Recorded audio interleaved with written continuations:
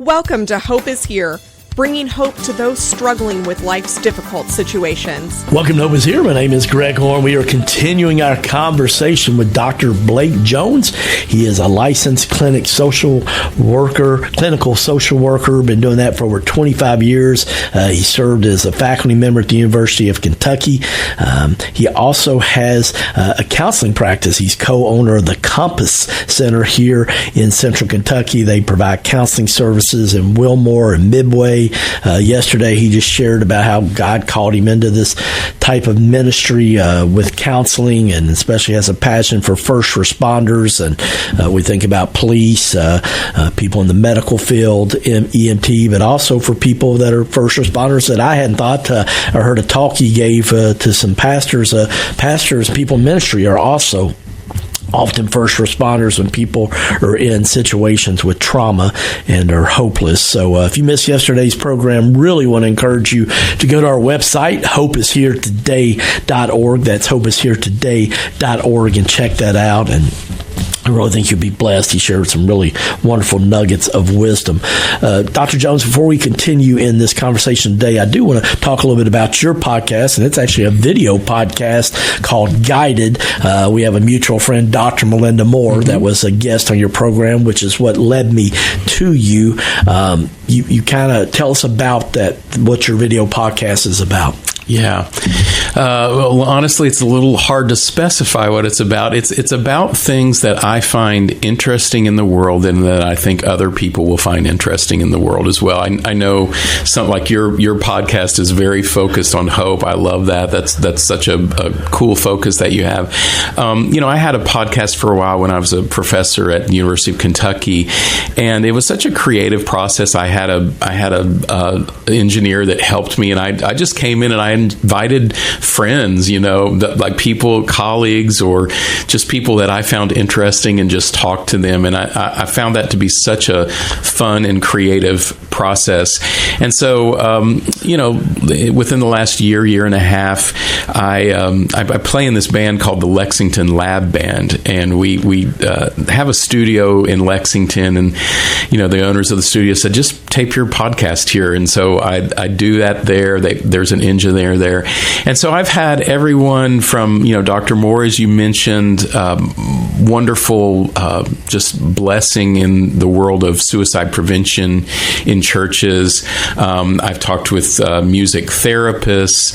I talked to Weta Michael the other day, who is the owner of Holly Hill Inn and lots of other restaurants in Central Kentucky, about mental health in the culinary industry, which was so interesting and fascinating. And it's something that we really don't talk about. So I guess I would say that the Guided podcast is loosely focused on mental health, but it's really just people that I like to have a conversation with, and I want other people to hear it. Well, I love that, and I know you'd be blessed by that, so I hope you'll check out Guided. We'll provide a link with that also on the podcast. I want to thank Tammy Lanham, who does such a great job with editing our radio programs and adding all the information for the podcast. I want to remind you, you can hear this podcast in all the major platforms, and know you'll be blessed also by Guided. One of the things I love, Dr. Jones, is you're very intentional about bringing mental health conversations into the public space.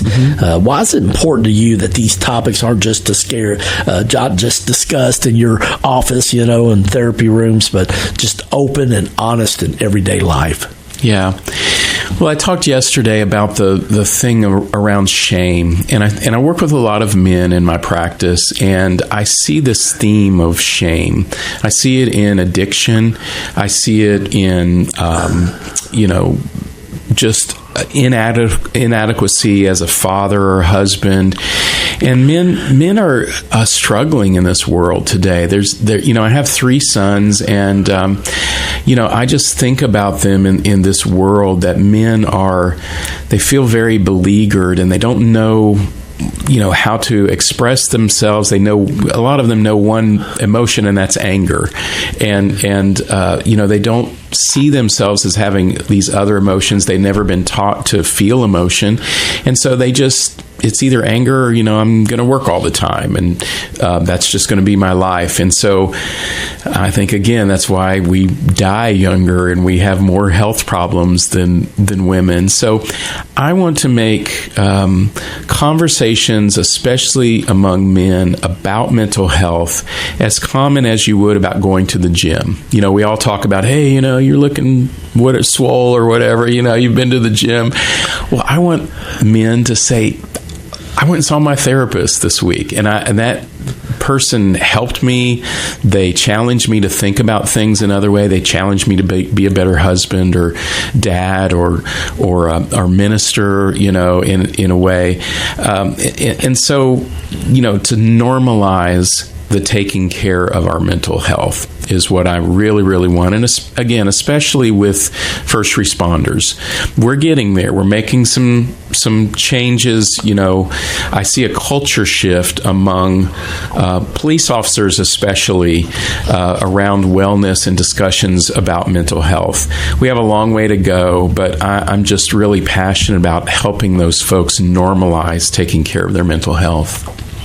Well, one of the things I heard a pastor say many, many years ago, and just never forgotten, he said, with the revealing starts the healing. Mm-hmm. And that shame thing you talk about, when we keep it stuff and hidden, we think that it's not doing anything, but not only does it affect us mentally and emotionally, it also helps affect our physical life, doesn't it? Mm-hmm. Absolutely. Yeah. I did some studies on that when I was at UK, and, the average person in the world sees maybe one or two or three traumatic events in their lives. We may see a car crash, or someone may die in front of us, or whatever. The average officer sees 300 or 400 traumatic events in their lives, and trauma is stored in the body. There's a wonderful book called The Body Keeps the Score, and it's about trauma.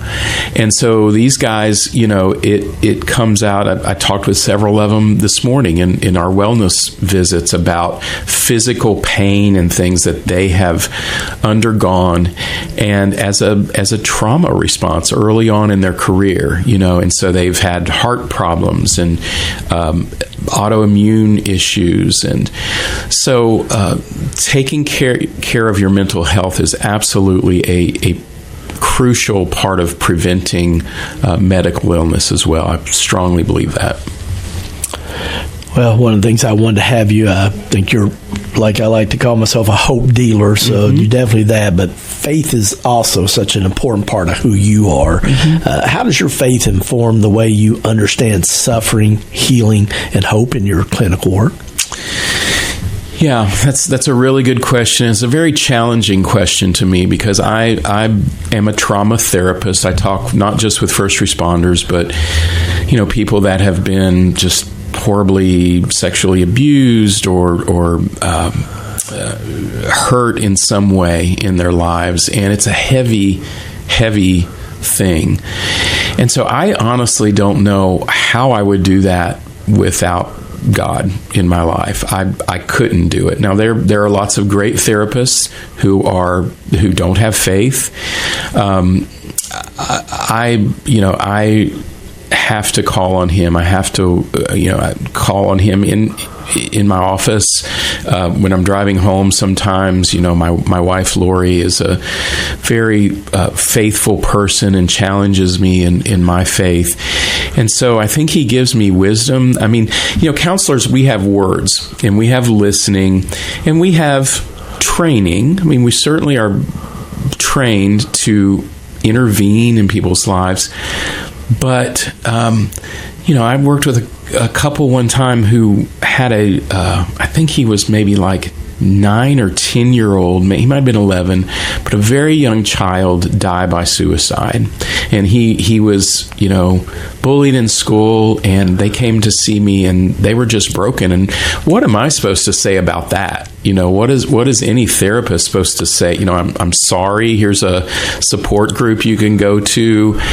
But how can you make sense of an 11-year-old dying by suicide?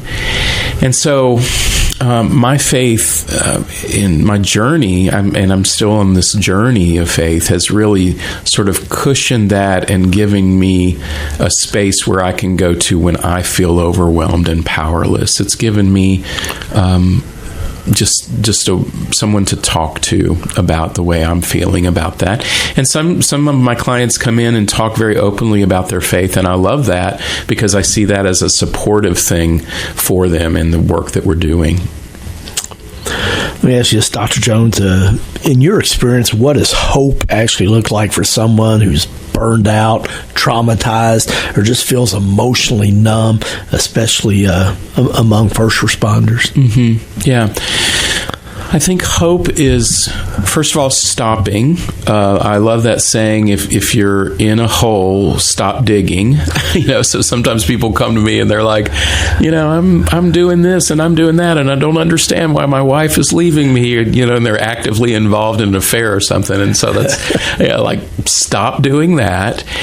And hope comes through acknowledging your part in your pain, taking some responsibility for that and finding something greater than that pain. And in our faith journey, it's God. It's Jesus helping us and providing that hope again.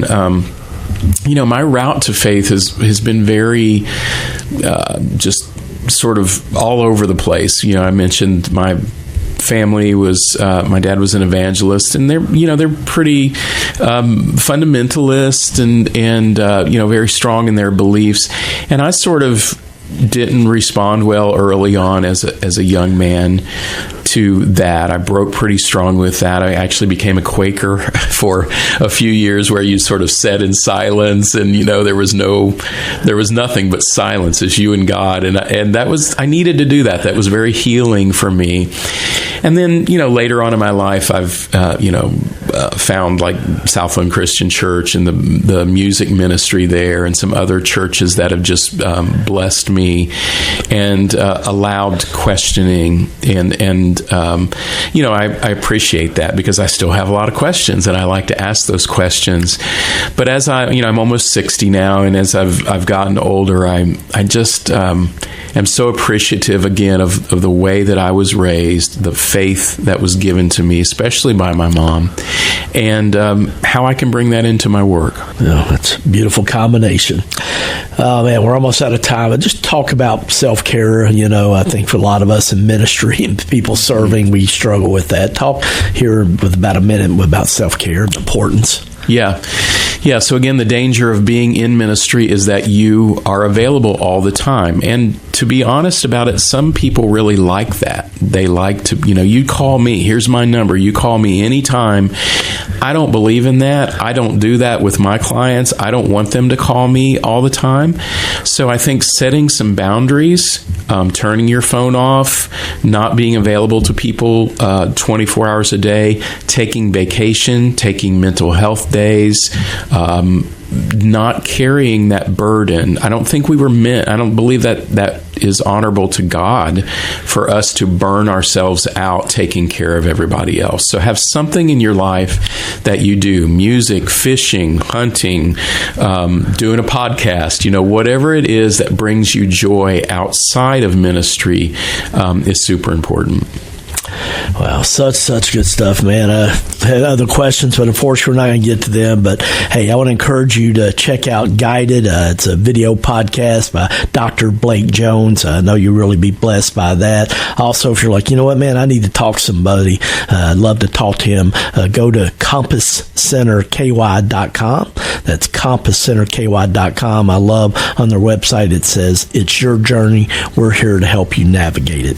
So for Dr. Blake Jones, I'm GregJHorn. Thanks for listening. We'll see you next time on Hope is Here. Thank you for listening to Hope is Here podcast. To listen to one of our previous programs or to make a tax-deductible donation, please go to our website, hopeishere.today. That's hopeishere.today. Sleep local with Mattress Overstock. Take your new mattress home today or have it delivered tomorrow from Kentucky's premier locally owned and operated mattress store chain. Select from the best brands available, find what you need, and get it quick. Sleep better starting as soon as tonight. Only the best mattresses at locally owned Mattress Overstock. With 5 locations in Central Kentucky, find the location closest to you online at mattressoverstock.us. That's mattressoverstock.us.